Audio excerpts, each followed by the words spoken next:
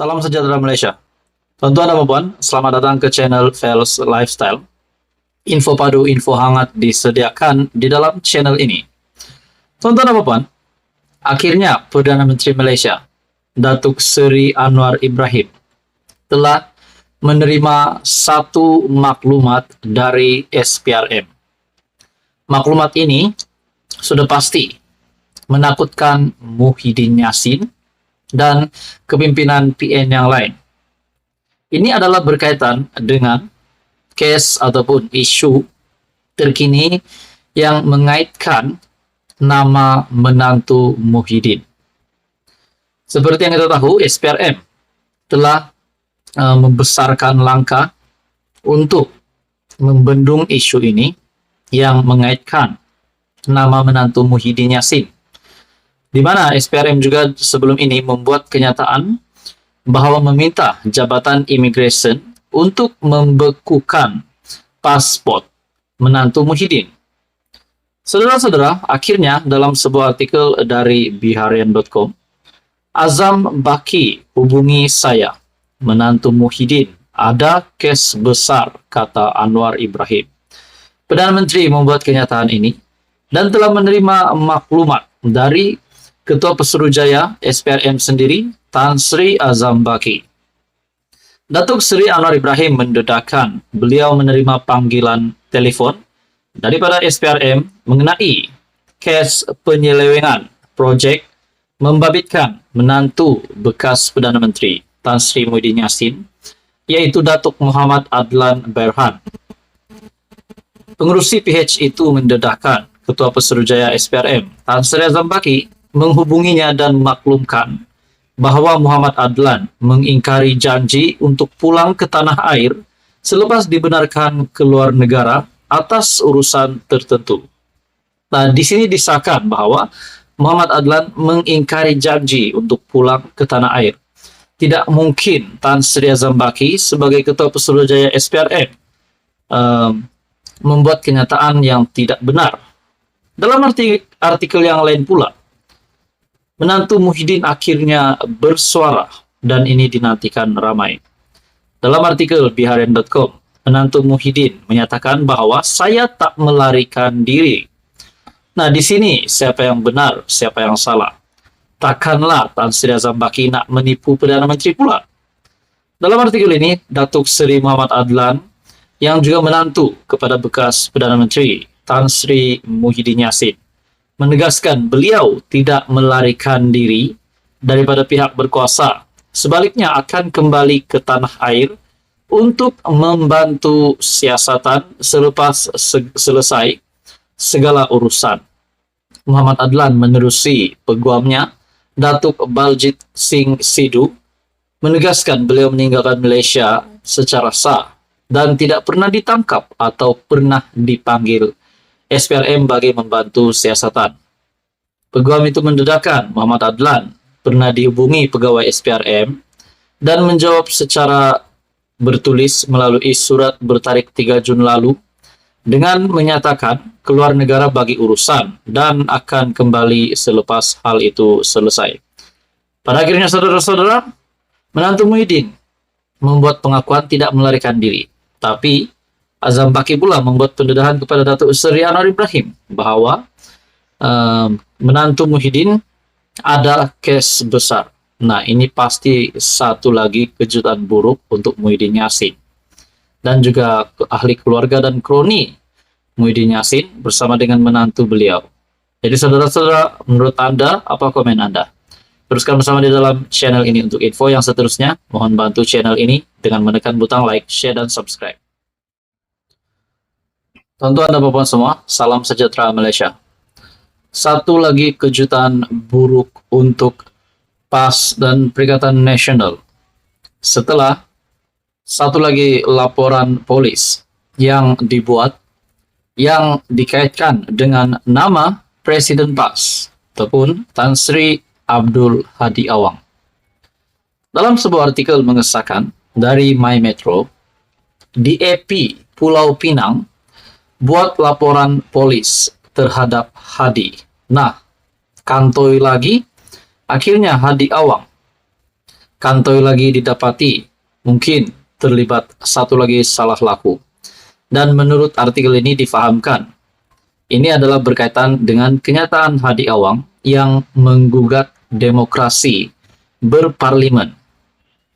DAP Pulau Pinang membuat laporan polis terhadap Presiden PAS Tan Sri Abdul Hadi Awang yang didakwa mengeluarkan kenyataan menggugat demokrasi berparlimen.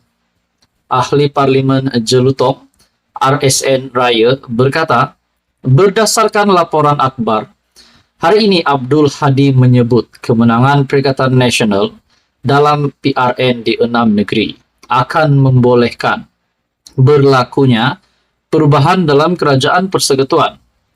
Beliau semasa berkempen di Sendayan Negeri Sembilan berkata, jika PN menang di Selangor, Kelantan, Terengganu, Negeri Sembilan, Kedah, dan Pulau Pinang, maka ada kemungkinan Kerajaan Persekutuan akan bertukar.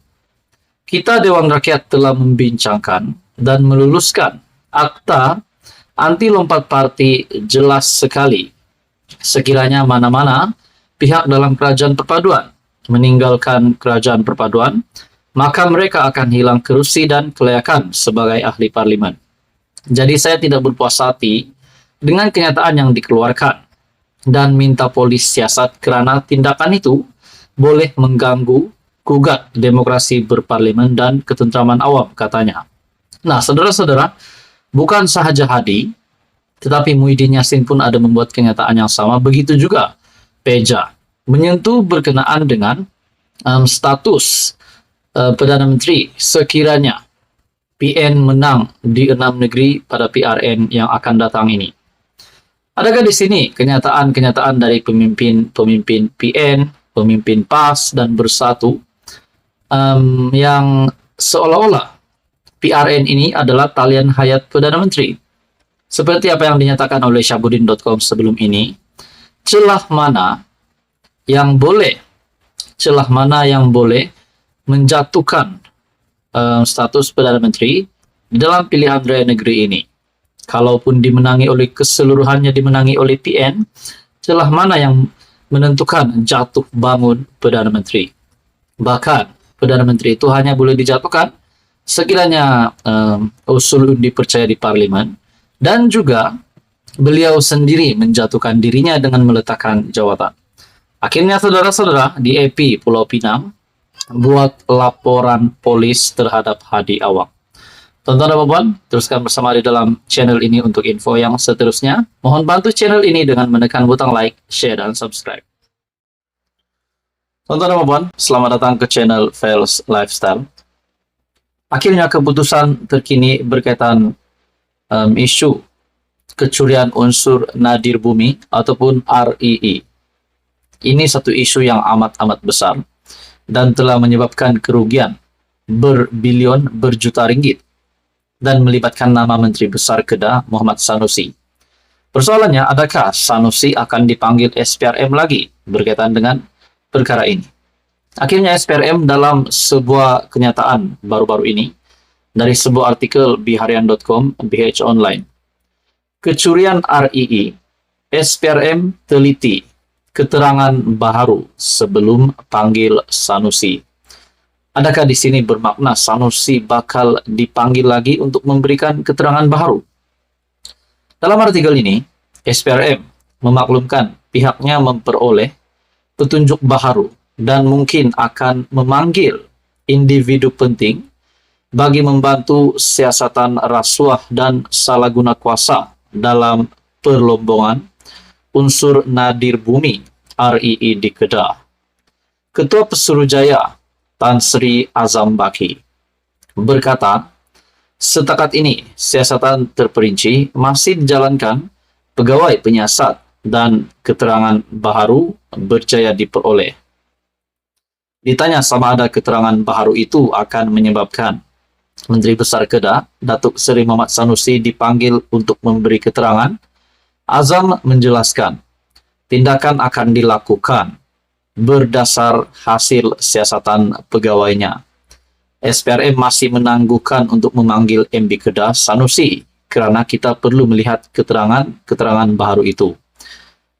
BH sebelum ini melaporkan SPRM menahan seorang pegawai kanan Perbadanan Menteri Besar MBI Kedah dan seorang pengarah wanita sebuah syarikat bagi bantu siasatan kes rasuah dan salah guna kuasa dalam isu kecurian RII. Sumber berkata, siasatan kes itu membabitkan nilai rasuah lebih Rm13 juta.